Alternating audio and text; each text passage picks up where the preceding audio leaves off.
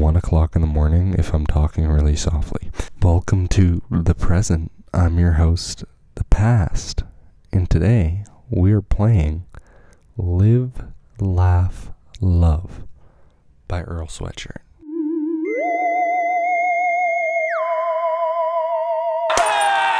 Miss me?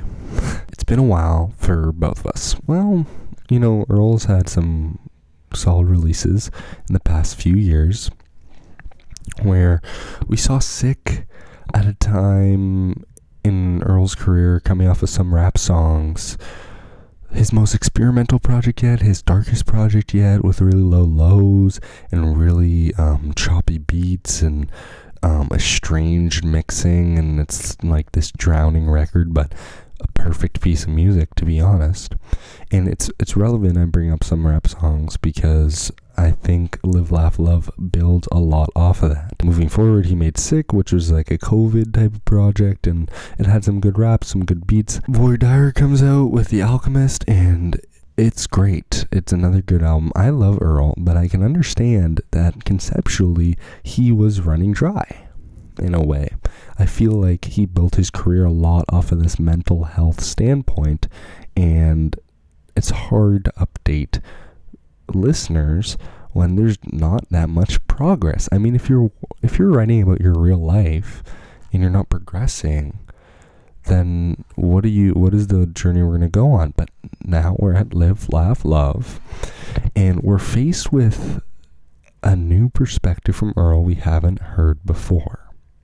Now, if you're new here, which is me too, actually, because it's been so long, this is Album Report Card. So we go through 5 different categories. They are production, artistry, cohesion, performance, and songwriting. And I'm going to go through each one, rate out of 10, and then give Earl a final rating out of 10 for his project, Live, Laugh, Love.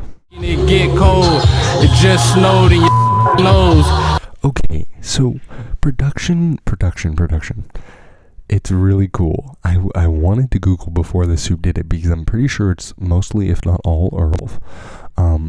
But the Wi-Fi isn't very good in this room. Earl comes through and he delivers what feels like an addition onto some rap songs more than his last 2 projects have been, where he takes a lot of vintage samples that he is known for, stuff that feels like it was pulled straight off of vinyl, and the way he mixes it makes it sound like it's coming from a vinyl still.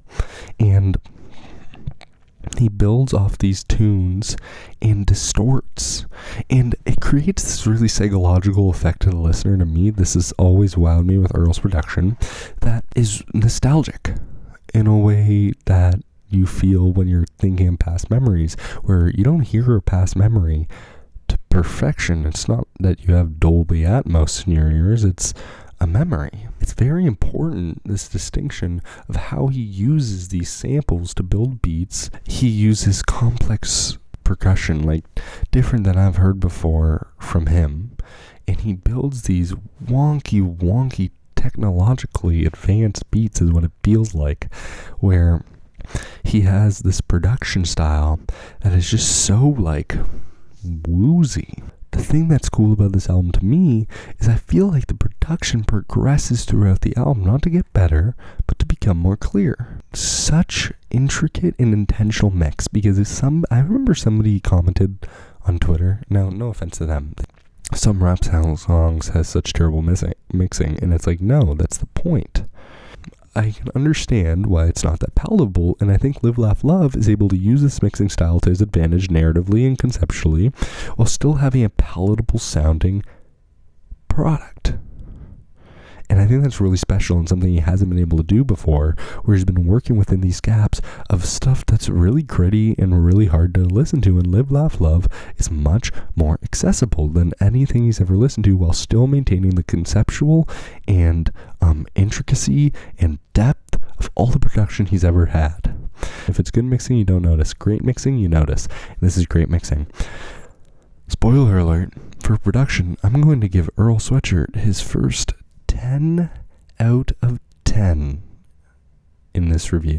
10 out of 10 on production. I just spent like 5 minutes on it. Okay. Singing a song of sadness, wishing that it wasn't flat. I want to talk about artistry next because I think it's really imperative before we explore things like cohesion and songwriting and even performance, because I feel like those three are together, and I haven't talked about conceptually what I feel like is going on. Earl has struggled with depression, as we know, and anxiety, or whatever mental health problem it really is, for his entire career, and he's been very open with his listeners, almost providing a source of therapy to those who struggle as well throughout the journey. And the thing with Earl that I always loved, that it was a very real depiction of these things. It was never sugarcoated. It was never popped. Like it wasn't like poppy or like sappy. Depression is stagnant. Depression is low. Depression doesn't even feel sad sometimes. It feels low. It feels like weight. And he depicts that perfectly through production and songwriting and all that such. But conceptually, Earl has realized that he has a new responsibility in his life that he hadn't had before. And it's to be a father and a husband. Well, I don't know if he's married. Suddenly, you're faced with a point where you're rapping about suicide and wanting to die and all that stuff, and it doesn't go away, but you don't have a choice anymore because your life is bigger than your own. And he tries to depict that through all these cool symbolic mechanisms and all these cool structures. Things like, one of my favorites throughout the album is cooking themes, where in cooking and baking, there's this rising action, or taking ingredients that are raw and dirty and not delicious, and baking it into a product with tender love and care. Live, laugh, love. Trying to look on the brighter side of things and turn what is once broken into a good product.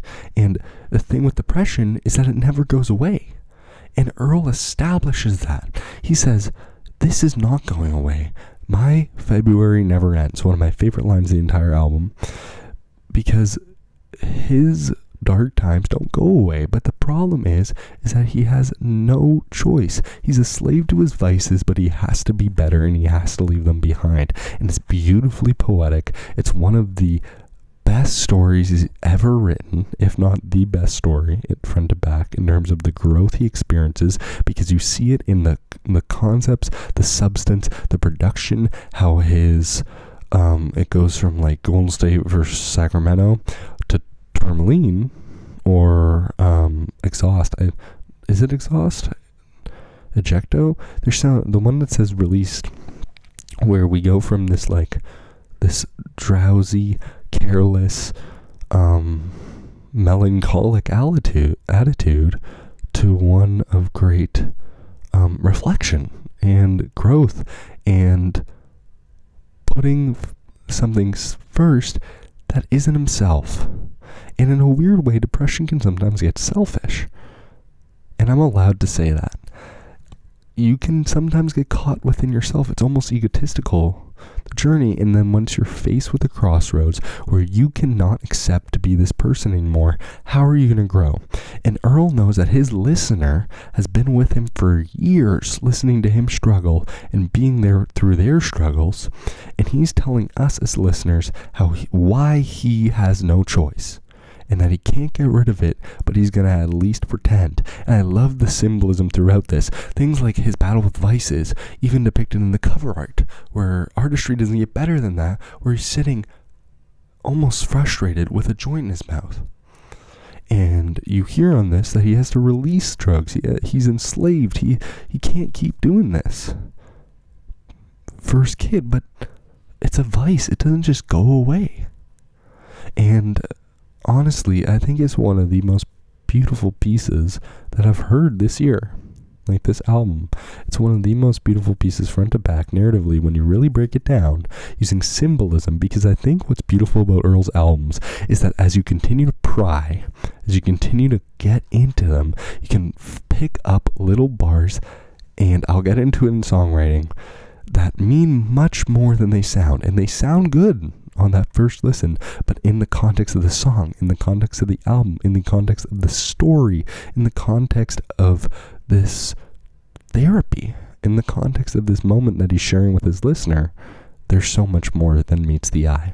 Artistry is a 10 out of 10, no question. Hell yeah, you never gonna get a rise out of a real one. Songwriting. Let's talk about it, because Earl is one of the best songwriters of our generation, and anyone who's listened knows it. Every single song has notables and quotables. To the point for preparing for this, took me days because I listened to it over and over and over again on repeat. And at one point, I read every single song along on Genius, and I started picking more and more things up. My favorite part about Earl's songwriting is that some rappers have single or double entendres within 2 lines, where they'll say one thing and it'll mean another thing, and they'll connect and it'll be cool. But the thing that's cool about Earl is he'll do that, and then 2 lines later, he'll have another bar that relates to the 2 lines above, but also relates to that scheme from 4 bars ago, and it continues to build on itself, where throughout this song it's all interwoven like a spider web into this beautiful amalgamation of Earl's thoughts. I could tell you, or I could show you. Try writing a circle. Yeah, complete picture. So like on some using your own word or like spirit as a divination system for yourself of like, okay, this is where the idea started. Now let me explore myself. And then if you keep a keen eye, you see I've circled back. Like, or he'd show you this bar or that bar or wherever I'm going to put them on the screen right now. Boom, boom, boom, boom, boom, boom, boom, boom, boom, boom. They're all up there. Pause.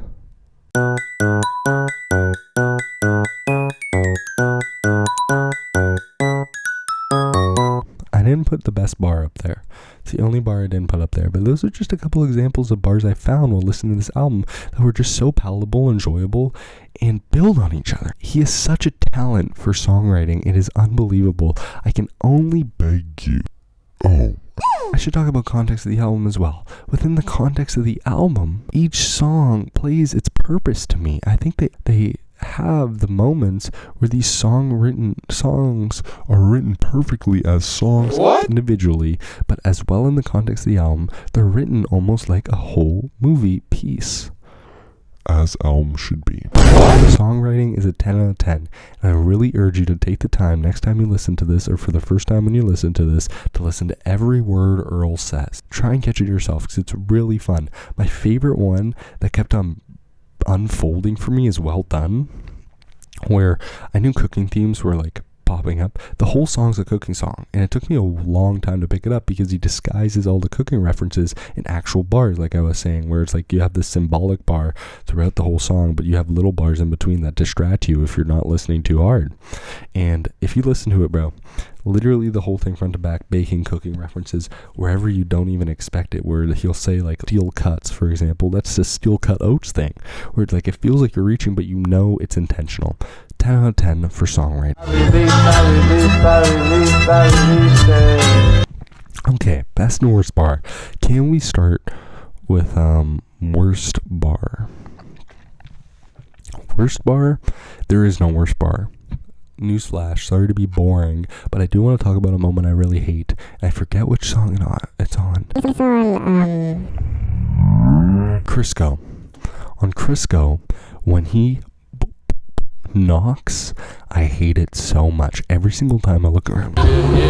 What the fuck? Someone in my apartment?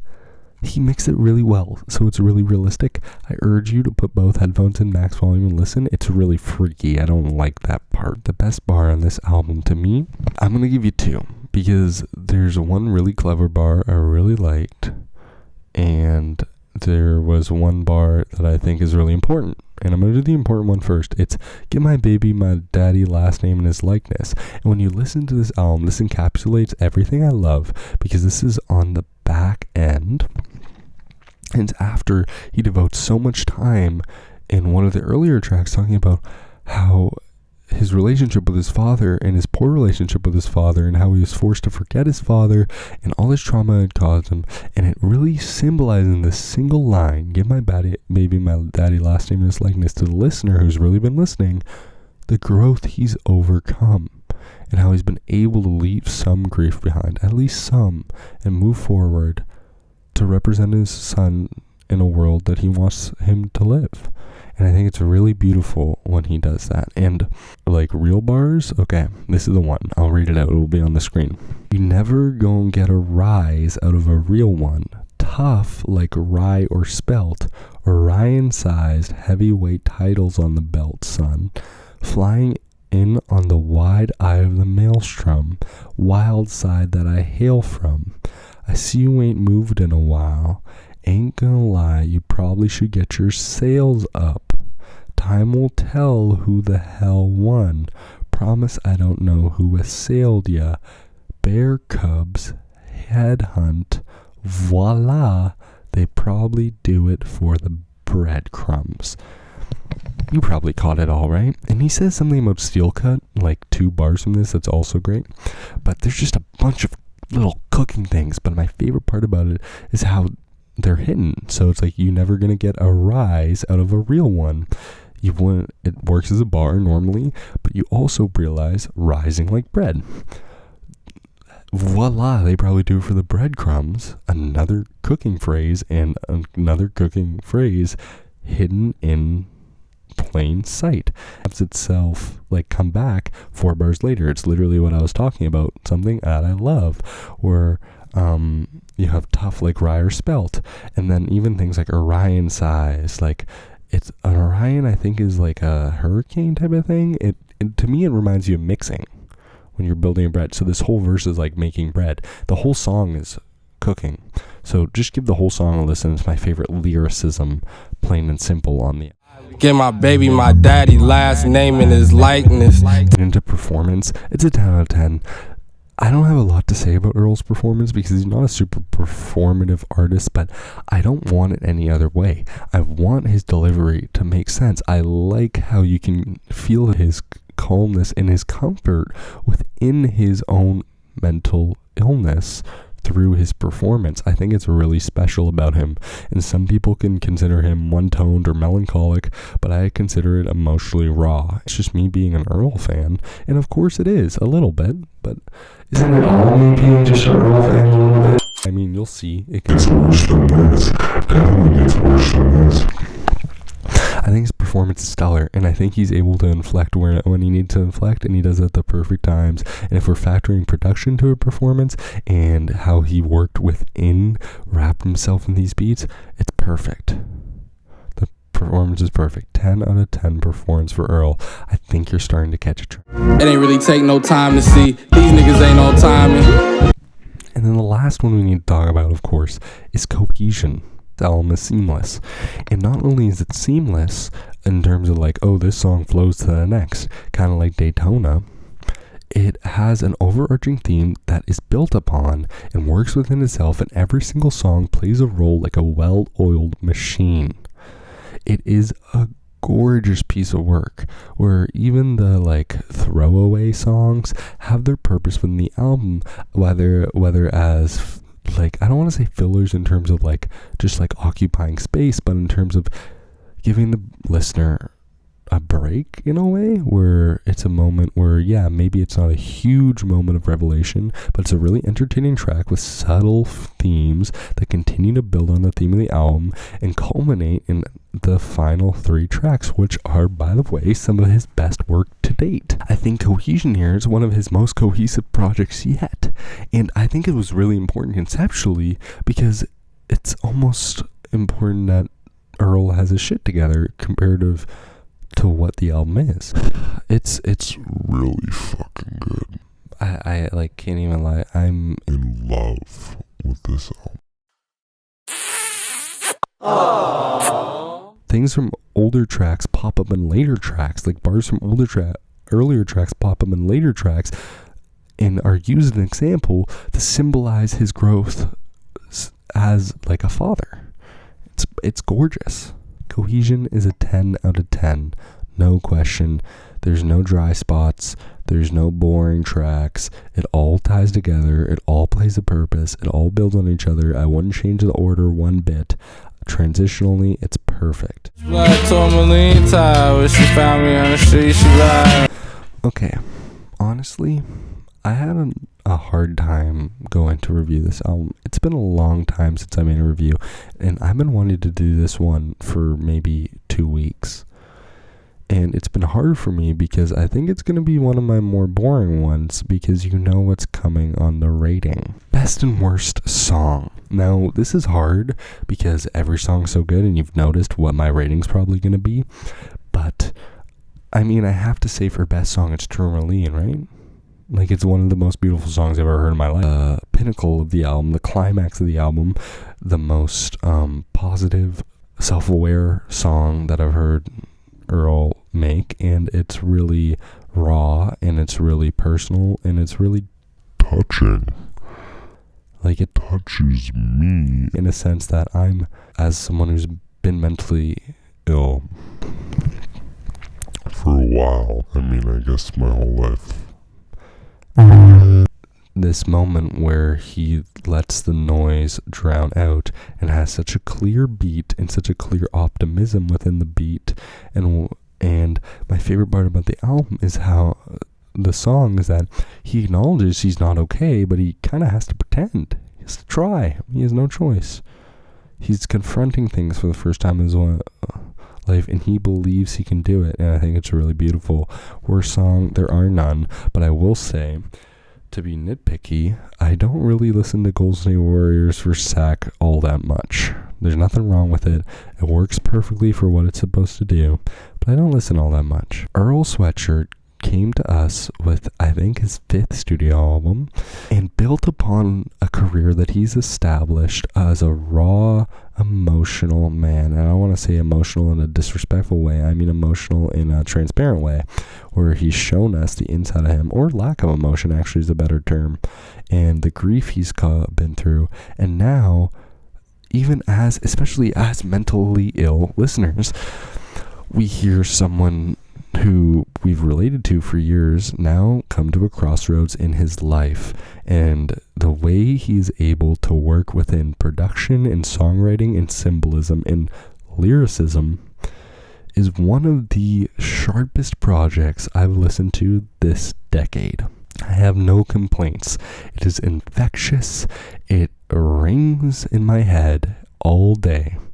The final tracks are emotional and attaching and raw, like we haven't seen Earl before. Even when he masked himself in all these filters and gunk to illustrate what's going on in his head, we never saw Earl this raw to me. I think you know where I'm going with this. Earl Sweatshirt delivered an instant classic. No question, there's nothing I would change. And to me, that warrants an 100 out of 100, A+, first ever, perfect score. I urge you to give this one a listen, and I urge you to give it a chance, because I can understand if you listen to this and you get a little lost in the first time, it gets better with every listen. I'm so happy I finally got to get this out there, so I could finally give Earl the flowers that he deserves for such a wonderful project this late into his career. And if this was the best thing he ever released, if you said that, I don't know if I could disagree. I think some rap songs might still be a little better, but it's also a 10 out of 10. So what really is the difference? I really hope you missed me. I hope you found me. If you did, give my other reviews a listen. I'm hoping to make more videos. I really enjoy it. I've just been busy and like lacking motivation, and then stuff happened in my life in like late August that like got me out of the groove or desire for a while, but I just needed to break the ice again. So I think I'm gonna start doing some more. I really appreciate you for watching. I really hope you have a wonderful day. Love ya. Have a good one.